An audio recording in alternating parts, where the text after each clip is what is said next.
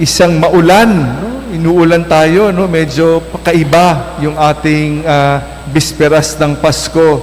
Nagpapasalamat tayo sa punong-puno tayo para magbigay papuri at pasasalamat sa Panginoon Diyos. Nung nagsimula yung Adbyento, more than 4 weeks ago, inalis na yung Advent candles natin, no? Yung ating mga kandila dito, sa pagkatapos na yung ating 4 weeks, nung linggo, at ang paanyaya ko sa inyo, nung nagsimula ang Adbyento sa handa sa pagdating, no? Hindi lang sa unang pagdating na ating pinagdiriwang ngayon, historical, nakalipas, ngayon, 24 years ago, sinilang si Jesus. At hindi lang sa historical na paghanda dito, o hindi sana maging handa tayo sa kanyang muling pagdating. No? So, yun yung panawagan nung unang linggo ng Adbyento. Maghanda sa unang pagdating at ganyan rin sana sa kanyang muling pagdating. Yung pagdating ng una at pangalawang pagdating sa ating bawat minuto sa ating buhay, ang paghanda na ito.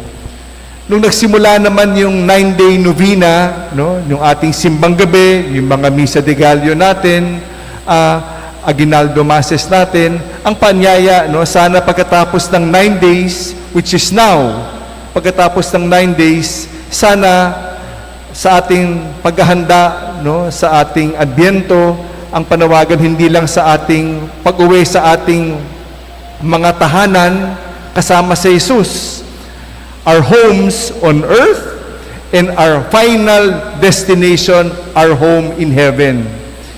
Baka ang hinahandaan natin pag-uwi sa tahanan, sa lupang ibabaw, are temporary homes. But let us remember, we are only temporary pilgrims on this earth towards our final home in heaven.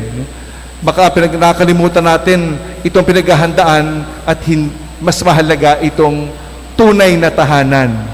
Yun yung panawagan. After 9 days, on the 10th day, we are ready to go home here to prepare for our true homes in heaven. Yan ang panawagan, no? Nung 9-day novena.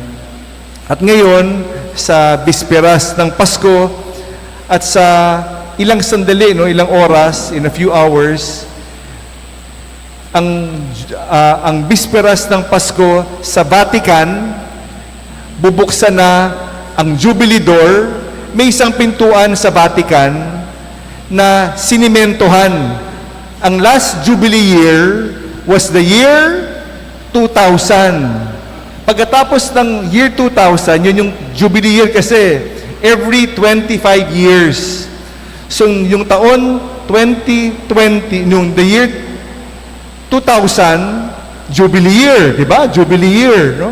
Pagkatapos nun, yung isang pintuan, yung Jubilee Door, kung saan dumadaan ang lahat ng mga pilgrims para magkaroon ng plenary indulgence. Pagkatapos noon, sisimentohan yung pintuan na yun. Sisimentohan. At bubuksan ulit sa mamaya, no, yung midnight mass, to open the Jubilee year 2025. So, every 25 years, is the ordinary Jubilee year, every 25 years. And it will be entitled, The Pilgrims of Hope. Hope will not despair. Umasa tayo, hope will not despair. So the year 2025, you will have a special privilege once again in this Jubilee year. In every 25 years, it's a special year. But remember, on the year 2015, there was an extraordinary Jubilee, the year of mercy. Kung naalala nyo, noong 2015, from 2015 to 2016, there was an extraordinary. So the ordinary Jubilee is every 25 years, although nagkaroon tayo ng extraordinary Jubilee. So we thank God for this special year, 2025, Jubilee year for all of us. So bubuksan sa Sabado sa Manila Cathedral, and then there were Jubilee churches all around the Philippines and all around the world, as a matter of fact, in order to gain plenary indulgence. It's a special favor, di ba? tuwing nagsi-silver anniversary tayo, di ba? Special year, no? Special celebration, special birthday, special wedding anniversary, special basta every 25 years. Nagpapasalamat tayo sa Diyos tuwing 25th year at salamat ka dito. And today, sa bisperas ng Pasko, bubuksan nga yung Jubilee year, the Pilgrims of Hope. This is what this year will all be all about. As we thank God for this great day of the birth of our Lord Jesus Christ, ang kanyang pagsilang, talagang kamangha-mangha, no? Si Jesus, Diyos, naging bata. Imagine, naging bata na totally dependent sa kanyang magulang. Completely dependent, umaasa, no? Hindi makapaglakad, hindi makakain, hindi niya matayo yung kanyang leeg, no? Isapit ang Diyos, inaanyayahan tayo na i-welcome yung sanggol na si Jesus. Walang lahat tinatanggap ang sanggol. Ganyong nagpakumbaba ang Panginoon para tanggapin natin siya. Sana, no, sa araw na ito, katulad ng mensahe natin kagabi, no, nung nakatapos ng 9 days novena, si Jesus na kanina nilagay natin sa sabsaban at mamaya ilalagay sa Belen mamaya, no? Napakagandang simbolo. Pero itong simbolo na ito ay manatili hindi sa sabsaban o hindi sa sabsaban ng ating mga puso. Ito naman ang pinakamensahe ng Pasko. Isilang si Jesus sa ating mga puso. Huwag natin iiwan sa sabsaban. No? Huwag natin iiwan dyan. No? Kung ang cute-cute, tandaan natin ang unang Pasko. Napakasimple, napakapayak. Unang Pasko kung saan puros trahedya. No? Walang matirahan, hinahunting siya ng hari, no? Hinahunting siya, gusto patayin. No? Imagine gano'ng kahirap yung kanyang sitwasyon. Simpleng-simple. Walang proteksyon kung hindi mga magulang niya, no? Walang mga bisita kundi mga simpleng-simpleng mga pastol na binabaliwala, no? Binabaliwala ng mga Hudyo.